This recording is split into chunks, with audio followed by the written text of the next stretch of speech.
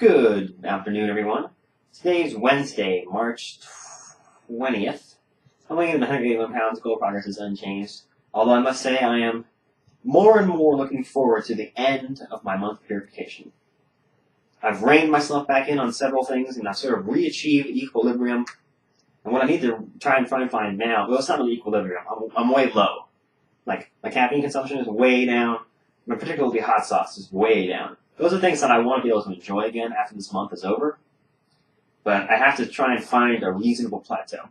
So I'll work back up towards it. I'll sort of cut myself, wean myself back onto it slowly so I don't end up going back to where I was when I started the month. So I have two stories I want to tell. The first is I want to remind you guys, or I want to ask you guys if you remember something. There was a balloon, a pink balloon, which is featured in several of my videos. I think most recently on Valentine's Day, which would be over a month ago now. And I just wanted to give you an update on the status of that balloon. So that balloon has appeared in, I think, at least 3 different videos. I'll see if I can give you those clips right now. Yes, that's where that balloon has been. And this is that balloon today. She's seen better days. So I think it's almost time we inflated another balloon. I think I might wait until the end of March. So we'll have one balloon every 3 months. You should have seen her this morning. I ruined the way she looked this morning because I sort of squished her a little bit. But she's actually lost a lot of air in the past few hours, actually. It's really weird. Yeah, she'd been sitting away. She had no one had been bothering her for a long time, for like a month now. So when we first blew her up, she was probably like this big. And she shrank a little bit in the first couple of days. And then pretty much stayed solid from there on, at about the same size. When I pulled her out this morning, she was the size of a grapefruit. Now she's like a kind of a fat lemon, definitely smaller than an orange. But I think but she had this weird, like, it looked like some kind of strange fruit. All lumpy, with like lots of like wrinkly lines. And then when I gave her a good squeeze, all those lines went away and she like shrank even smaller. So I don't know what's going on there. And, she doesn't even float anymore. She just falls straight down. That's so sad. That's like a dog that's so short that it steps on its own ears, like a balloon that doesn't float. It just straight down. So, first story. That's the first one. The second story. I was walking back from ECV just now, which is the dining hall on East Campus. I come back from soccer class over there. During which today actually I broke a toenail, which really sucks because I have to take very careful care of my feet. That's the topic for another video. I've already mentioned that I wash them thoroughly, but medically I have to be careful with my feet. So anyway, I come back from soccer class, and I'm walking up here with Ghost Blood. It lives a couple doors down from here. And we're walking along, and there's this fence that, it's not really a fence, it's sort of I guess it's a fence. It's an iron, like a wrought iron fence that separates the South Campus quad from the street. And so we were walking along the sidewalk, and usually when we're coming back from class, we'd cut through this hole which existed in the fence. There was a whole panel of this metal grating that was missing. It had been broken. I think it got hit with a car. I'm pretty sure it got damaged in some kind of accident. It may have just been somebody messed with that at a basketball game. I don't know, one of the fans. Who knows? The point is that there's a hole in this fence, and then we come by there today, and they fixed the fence. That whole panel was put back in. And so, I guess we have to go around. So I cut through some bushes. It wasn't even through bushes. It was just across some mulch. I didn't have to touch any of the plants. I just sort of walked around one end through the mulch, which was a shorter path. And Ghost Blood's like, I think you're kind of cheating a little bit there because I was kind of cutting across some, like the scenery, the landscaping, I guess you'd call it. So he says he's going to go around. So he walks around the other end of the fence. And once again, I have that intuition. I know where to go. I know what's what. That sense of direction. And I went around the right side of the fence, and here's why.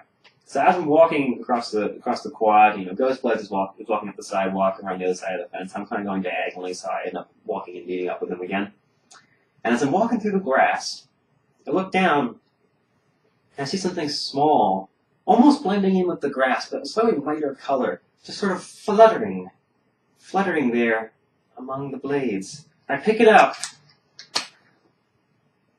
Crisp. Actually, it's not crisp at all. $1 bill. Now you might say, okay, well, big whoop, Pancho, you found $1. Okay, no. For me, Big deal. This is the single largest denomination of currency that I've ever found lying on the ground. $1. Like, prior to this, my record was a quarter. I mean, obviously, but... So I'm fairly excited about this. And there's a secondary reason that I'm excited about this. Not just because I've broken my record for single denomination of currency, which I picked off the ground. Which is kind of weird. Whenever you see money lying on the ground, if it isn't a penny, if it's anything bigger than a penny, my first thought is that coin glued to the floor? Because I guess I'm a really suspicious guy, because when I see a quarter lying on the floor in a classroom, my first thought is, that's a prank. Like, someone glued a quarter to the floor. It's actually a fairly common prank to glue a coin to the floor and then, like, watch, and people try to pick it up, and it's like, oh, I can't get it, you know, like that. Apparently that's funny. I don't know. So every time I see a coin, the first thing I think is that thing, glued to the floor? And whenever I see a bill, I think, like, oh, someone has that bill on a string, and they're gonna, like, yank it, like it's getting blown in the wind as soon as I bend over to pick it up. I've seen YouTube videos of people doing that kind of stuff. It's really funny. So I see this money laying on the, on the ground, and the first thing I do is I look around. I'm looking for the guy who's, like, making a video, like he's making a funny YouTube video, yanking a dollar bill on a string and laughing at people trying to pick it up. So I look around, and there's nobody around. So I'm like, okay. I reach up and I pick up the dollar bill, and it's like, oh man, it's actually just $1 lying on the ground. So, wow, that's cool. And then the second reason I'm excited about this is that Maple and I kind of have this saying where, okay, so it's something that you do when somebody tells a boring or pointless story. When somebody tells you a story that just it meanders around and there doesn't really seem to be a point, and then they just finish, and you don't feel like they've really they haven't arrived anywhere. It's just that story just ends.